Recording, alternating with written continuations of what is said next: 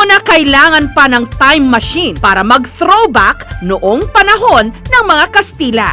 Dahil 2.5 oras lang na biyahe mula Metro Manila, may isang bayan kung saan tila huminto ang panahon. Tara na sa Taal, Batangas! Bili na kayo!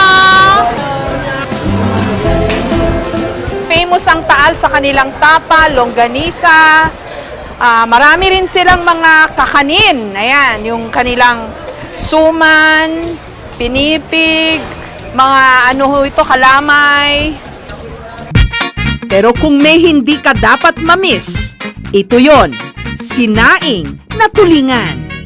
Sinaing na tulingan. Ayan. Katerno nito, burong dahon ng bawang at saka murang bawang. Dadalawa na lang ang nagbebenta nito sa palengke ng Taal. Ang naabutan namin, si Aling Lily. Simpleng pagkain, pero hindi madaling gawin.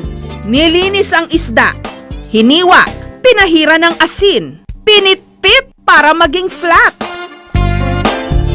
Kailangang sapinan ng dahon ng saging.